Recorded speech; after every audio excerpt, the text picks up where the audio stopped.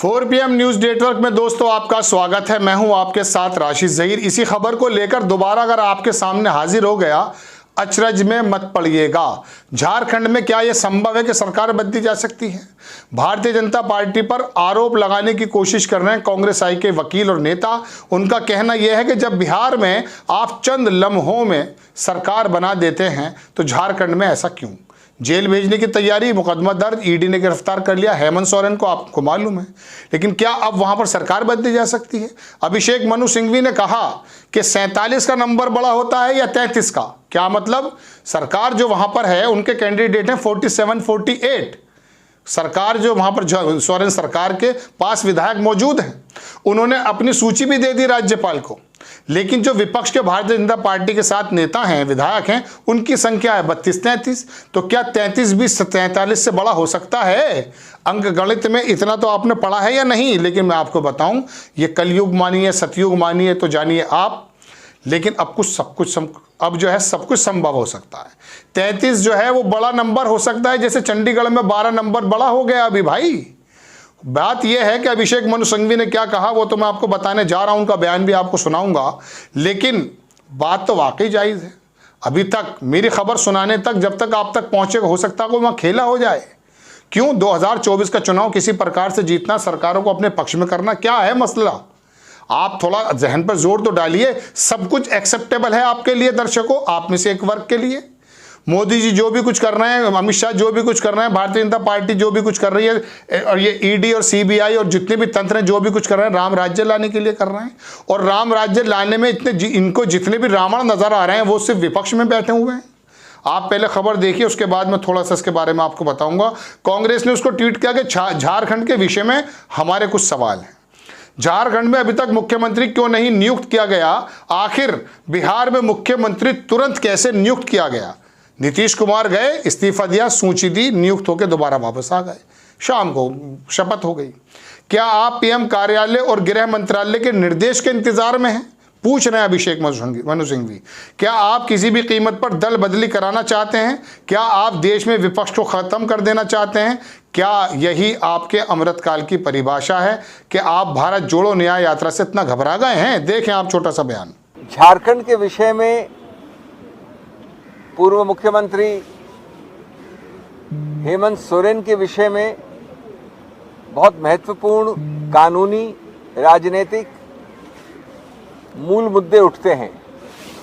पहली बात, मैं कानूनी पे कोई खास टिप्पणी नहीं करूंगा, क्योंकि मैं खुद पेश होके आया हूं उच्चतम न्यायालय ने, जिन्होंने कल मामला निश्चित किया है, लगाया है कोर्ट में। तो इसलिए मैं उस विषय में बहुत कम, नहीं के बराबर बोलूंगा। लेकिन इसका जो राजनीतिक आयाम है वो पहले मैं आपको अवगत कराऊं। एक बहुत ही भद्दा, घिनौना, भर्त्सना योग्य और सब चीजें अगर आप भूल जाएं तो ये सर्वविदित है कि लगभग, मैं अप्रोक्सीमेट दे रहा हूं, 48, 48 या 47 का बहुमत सरकार को है वहां पर, सत्तारूढ़ पार्टी को। 48 मान ले, 47 मान ले, कोई फर्क नहीं पड़ता। सब कुछ मान ले विपक्ष की तरफ पे झारखंड में तो 32 है, 31 है, 33 है, कुछ भी मान ले फिगर, कोई फर्क नहीं पड़ता वहां पे। अब जब कल वाले जो मुख्यमंत्री हैं जिन्होंने बाद में इस्तीफा दिया और जाके राज्यपाल के भवन में औपचारिक रूप से कहा, और उसके बाद सूची दी गई, और सूची के अलावा सर्वविदित है, सबको पता है कि ये बहुमत है 48 या 47 का। तो मेरा पहला मूल प्रश्न है कि गणतंत्र लोकतंत्र में आज हम 12 बजे, 11:30 बजे यहाँ खड़े हैं, माननीय राज्यपाल जी ने अभी तक क्यों नहीं नियुक्त किया मुख्यमंत्री? क्यों नहीं किया? ये देश, जनता जनार्दन पूछ रही है आपसे। एक बड़ा सरल प्रश्न है और इसका उत्तर है सत्तारूढ़ पार्टी केंद्र और विपक्ष पार्टी झारखंड का सन्नाटा। दूसरा प्रश्न, झारखंड से बिहार कितना दूर है? बॉर्डर्स जुड़ते हैं, लगते हैं, उसी प्रदेश का बाद में बना था झारखंड। बिहार में जब अभी हुआ माननीय नीतीश बाबू के साथ, माननीय पलटू कुमार जी के साथ, तो कितनी जल्दी आपने राज्यपाल जी ने वापस एक मुख्यमंत्री नियुक्त किया? कितना समय लगा था? चंद मिनट, चंद क्षण। ये आपके सामने एक प्रमाण, प्रत्यक्ष प्रमाण, एक हफ्ते भी नहीं हुआ उस बात को। नंबर 3, आप इंतजार क्यों कर रहे हैं? माननीय प्रधानमंत्री के ऑफिस और गृह मंत्रालय से इंस्ट्रक्शंस के इंतजार कर रहे हैं?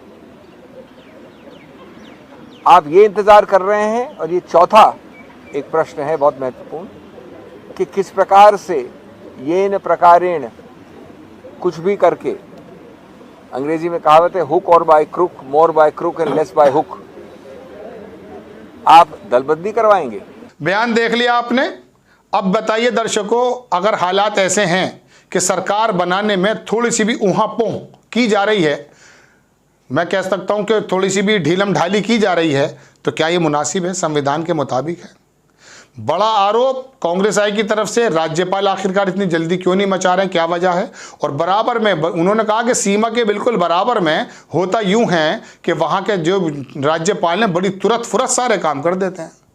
तो ये क्या वजह है? आपको 2024 की जमीन को हमवार करने के लिए सरकारों को पहले हटाना, बनाना, तोड़ना, यही काफ़ी है। इसी से किया जाएगा काम। दर्शकों, बात इतनी है कि इनका काम तो ये है, तमाम जो राजनीतिक नेता होते हैं उनका काम यही है अपनी दुकान को चलाना। लेकिन आपको क्या हो गया भगवान?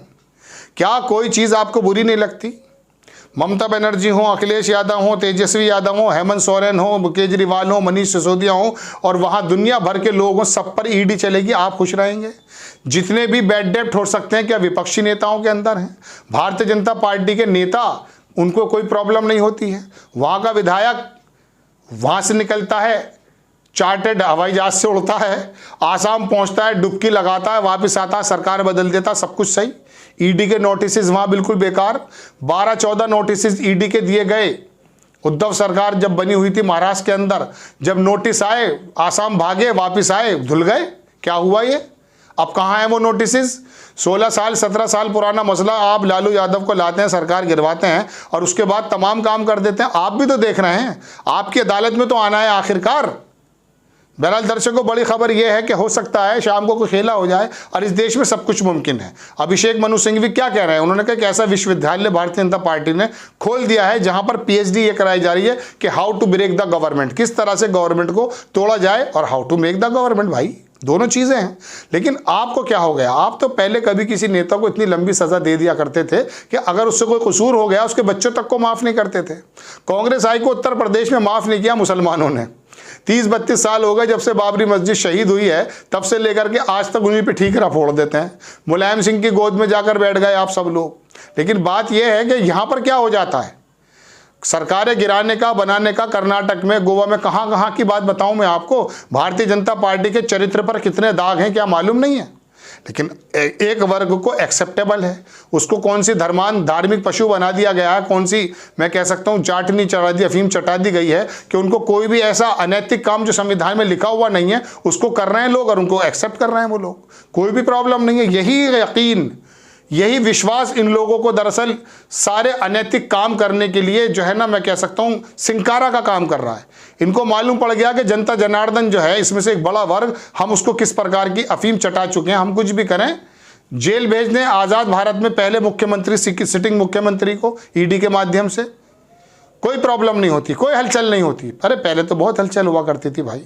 आपके लिए काम किया करते थे नेता, नो डाउट, अपनी पार्टी भी चलाते हैं, अपना घर भी चलाते हैं, अपने बच्चों को भी आगे बढ़ाते हैं, सभी लोग हैं उसके अंदर। लेकिन आप ही तो चुनते हैं। लेकिन जब इनको जेल भेजा जा रहा है, मनीष सिसोदिया का सारा शिक्षा के क्षेत्र में काम किया हुआ सब बेकार। क्या वो चोर था? सब खत्म, कोई भी बात नहीं। अब अरविंद केजरीवाल को हटाया जा रहा, मतलब जो भी 2024 में रोड़ा है, या तो आप इधर आ जाइए वरना आप जेल जाइए, या फिर ईडी के चक्कर देखिए आप किस तरह से कटवाते हैं। आपको खबर कैसी लगी अपनी राय कमेंट्स बॉक्स में जरूर दीजिए। चैनल को सब्सक्राइब कीजिए, शेयर कीजिए। नेक्स्ट टाइम में किसी खबर के साथ हाजिर होता हूं। जय हिंद।